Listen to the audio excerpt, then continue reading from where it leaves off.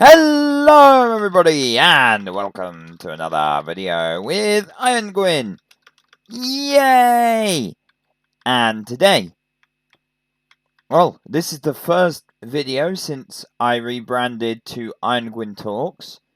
So although I am in Minecraft, this will not be a let's play gaming video, whatever. This will be a talk about, review, tour, whatever you want to call it, of the Hermitcraft Season 7 World Download. Now, if you're not aware what Hermitcraft is a server that's run by 23-ish, might have got that slightly wrong, but I think it's about 23 Minecraft YouTubers. These are really talented people who I really enjoy watching, so I wanted to show my appreciation for everything they've done over the past year on this server by touring it and talking about it.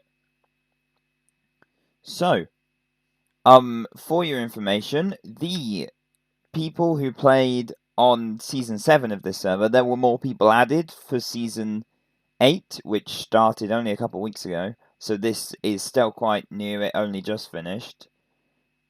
But I'm only going to be talking about Season 7. So the new people for Season 8, I won't be talking about them. I haven't forgotten them, haven't ignored them.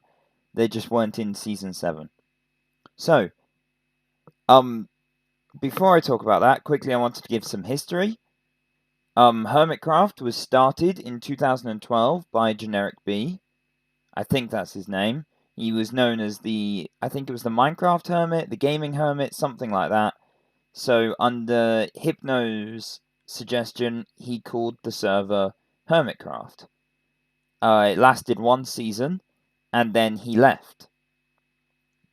And then Exuma took over the role of admin, and it then has gone on to be one of the most popular SMP servers on YouTube.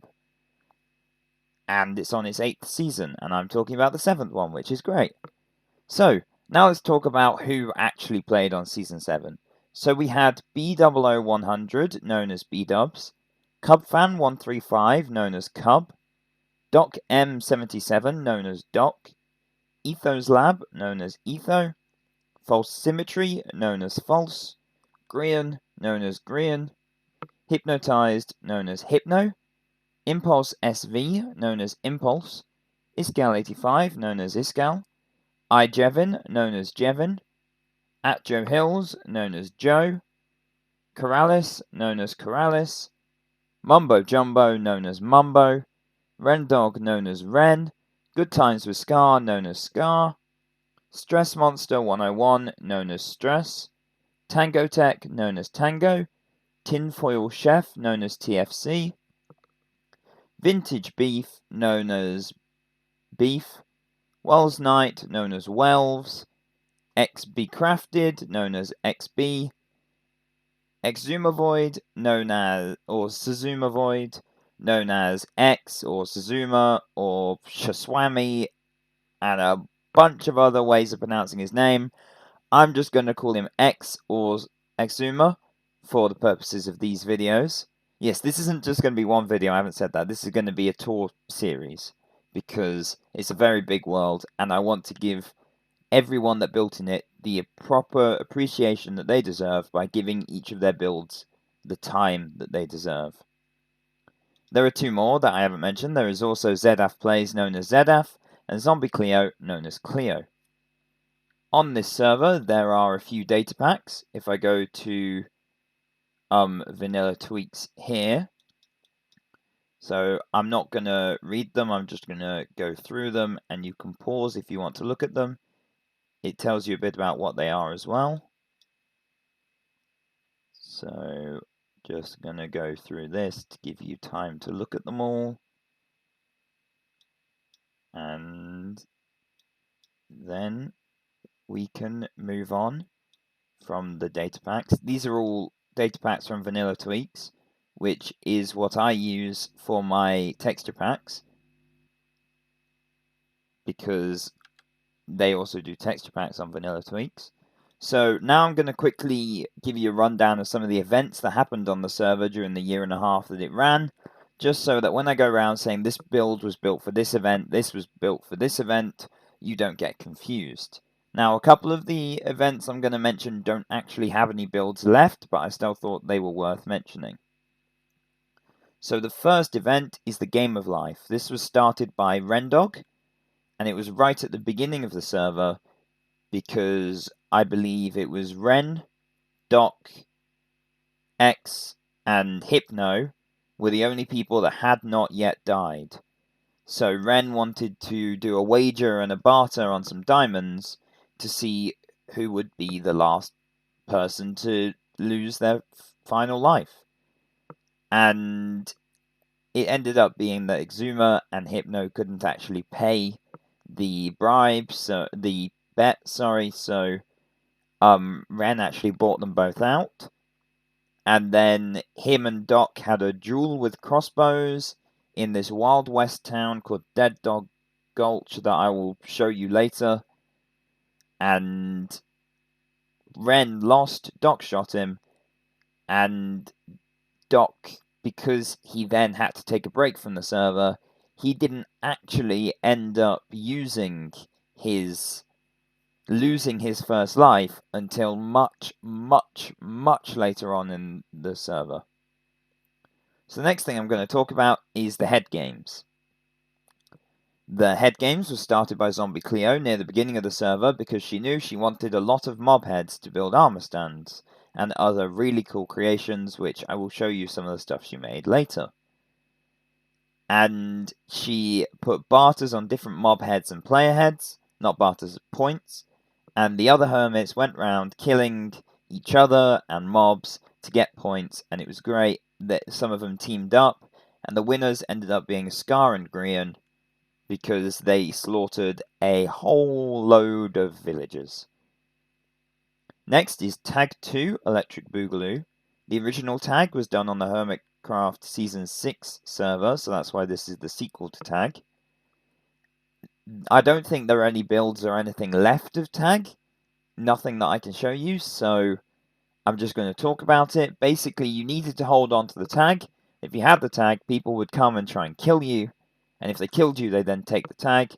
And if you could hold the tag for 50 hours straight without anyone killing you, then you win.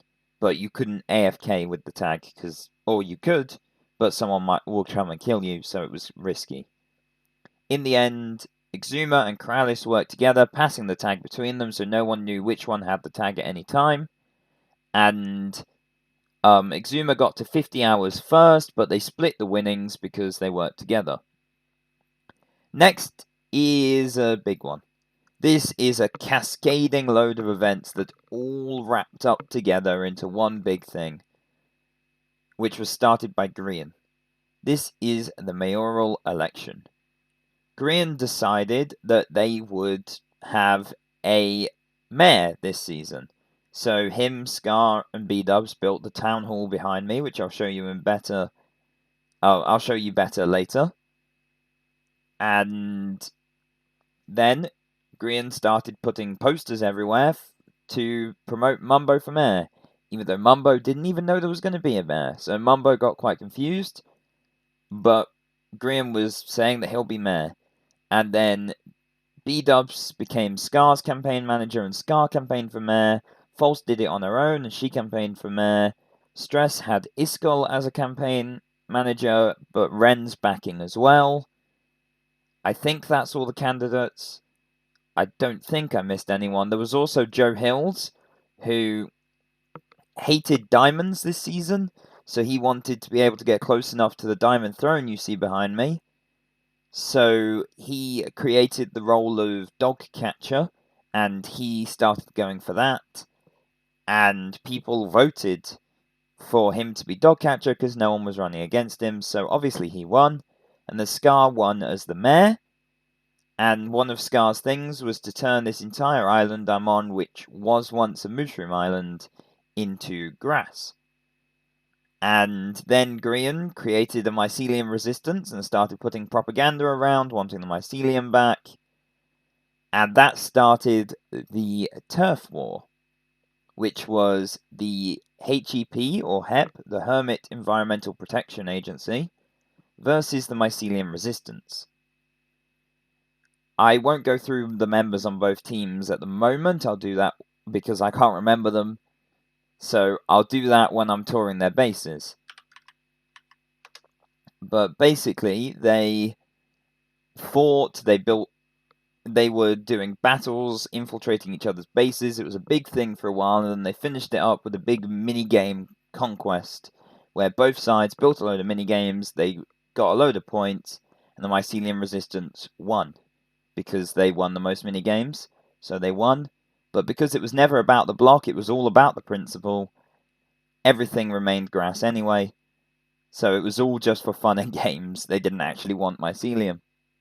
Right, next we'll go on to the button, which again, I don't really think there's anything left from the button. The button was built on the nether roof before 1.16 came out by Mumbo Jumbo.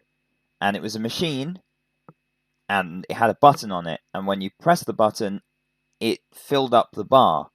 And there wasn't a set time, but every now and again, the bar would go down. If it got to the end, the button would die and blow up. And there was a huge thing, there was a green team, loads of people, because each section of the button was in colours. So when you pressed it, you got a colour, and you could wear that belt on your skin. Loads of people went for green because it became the cool, everyone's green, so let's be the green team. Red was the best, and there was a few people red, but I think one person might have been Exuma, who was red, but he wore his green one anyway, because he wanted to be part of the green team. But the button was a lot of fun and very funny, and Doc went all out on it. Right, next is this thing with the lights you see behind me, the HCBBS. Now this thing appeared, no one built it in one of their episodes, although it very obviously was built by Mumbo, but that was never confirmed, so that's just me putting the clues together, because it was obviously Mumbo, but it might not have been, but I'm pretty sure it was. But someone built this, and it was a timer that went down, and when it got to 0, it exploded at the bottom, and everyone who had inserted their name into it while the timer was going down, then was randomly assigned another base that wasn't theirs. So Mumbo ended up with Scar's base, Scar ended up with Mumbo's, Grian had Zedaf, Zedaf had Grian. When I go through each base, I'll tell you who it was swapped with, so I won't go through them all now, but that was great fun, and I enjoyed watching that.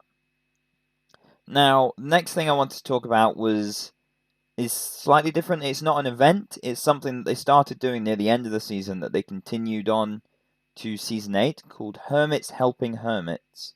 This is a live stream that they do weekly every Monday, where they just help someone with a project. So they helped Joe building a big boat, they helped Ren do some terraforming on his base, bunch of other things. When I get to locations, I may say this was built with assistance of Hermits Helping Hermits. If I remember, I might not, because I probably won't remember.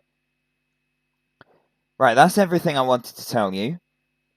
So you're all prepared for my tour series starting soon, where I will start here in the shopping district.